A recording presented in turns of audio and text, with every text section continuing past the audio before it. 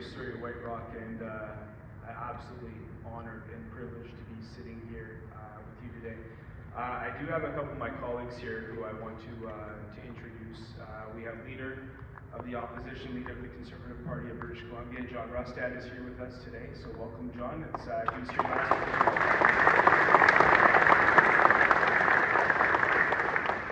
Brian Tepper, MLA for Surrey Panorama, and Brian's put on a lot of work this morning, so thank you, Brian, for all you do.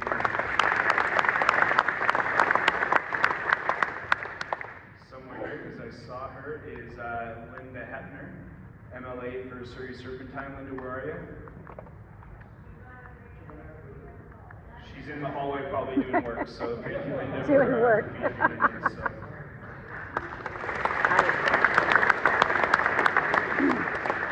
One more introduction. That's gonna wait a little bit, but it is amazing. I want to talk about leaders because the first thing I'll say, I got my degree at Trinity Western, so I'm proud to share the stage with Arnold, even though I did not take any class related to physics whatsoever. That wouldn't have worked out well, but. I think that we live in a time, especially in politics, where I have a fear that there's this stigma attached to leading by your faith. And that should never occur, ever. The fact is whether you've held elected office in here, it doesn't matter. Every single person here is going to walk out of this room and they're going to lead in some way. They are. Whether it's their business, their family, they're going to lead. And it is okay to lead with your faith. That's okay. Everybody here is imperfect and make mistakes. Nobody more than probably me. But the biggest thing is that it is okay to be guided by your faith. And whether that is something very personal to you or very public, it doesn't matter.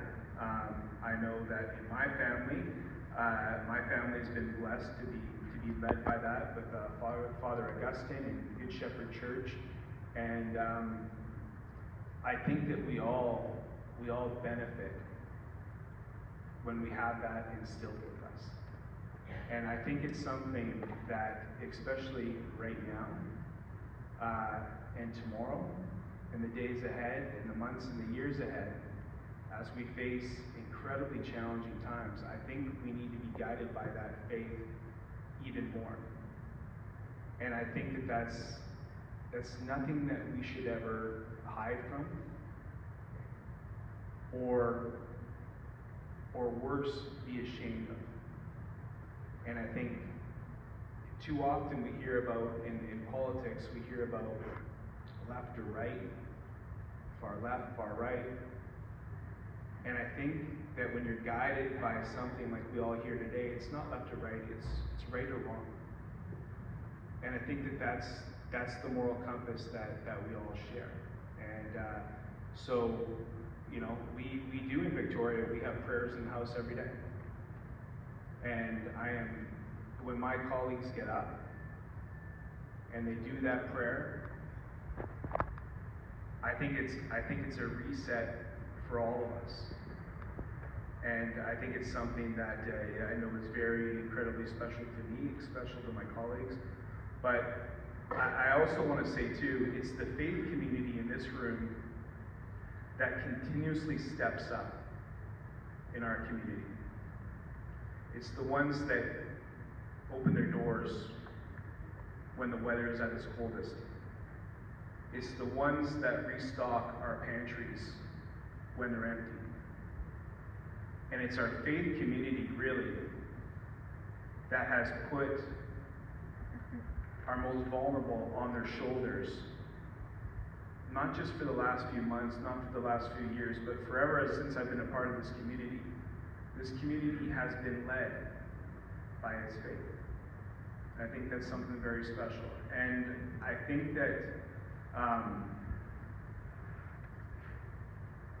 I think that we all walk out of this room and we have different challenges and different things that we're struggling with, in our lives.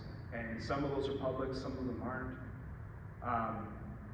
But one person has faced something, and it's been public, and we're very proud that he's here today. He hasn't been with us in Victoria for quite a while, but he's on his way, and we're proud to have him here. But I want to introduce my colleague, Brent Chapman, to just say a few words to you guys today. Brent's had a journey that you guys are probably all very well aware of, and we're proud to have Brent here today, and we know that he's on a good path forward. So wanted Brent to come up here and say hi as well, and I want to thank you guys for having and welcoming me here today. Brent?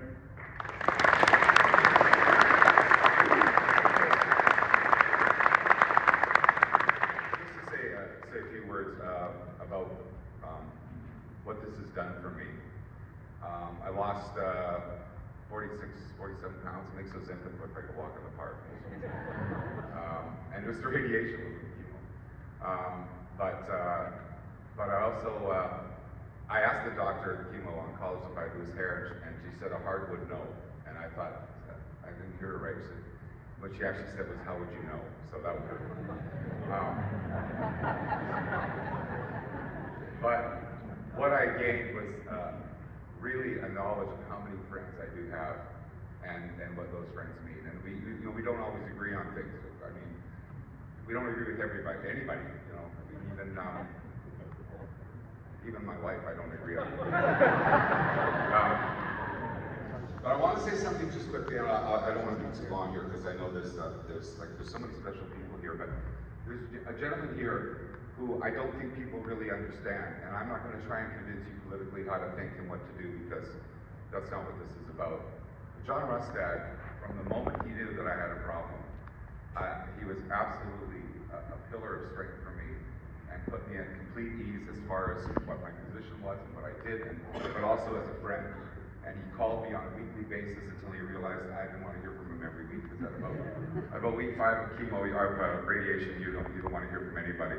But he was there, and he's there right now. And he knew, I think he knew better than I did as to what I was going to be going through and what it took out of me. And it's just amazing. But he's just the top of one of many people. Of course, my wife was there every single day.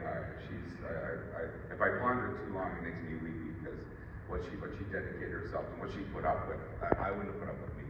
I was expecting her to fully just drive off for a couple of days, but she didn't. She was there every day. She took me to every radiation except for about 2. And if she didn't do it, she arranged for someone else to do it. But those are 2 special people. Peter and Marie also are very special. My little church, All Saints Church, is very special, and the people there. But so many people in the community were thinking about me. I just wanted one thing. I just want to read this, and I'm taking some of Trevor's time, and I thank him for that. Another guy who offered to help out as well, and he was right there for me. No one has ever seen God, but if we love one another, God lives in us, and His love is made complete in us. Thank you for God's love. Thank you.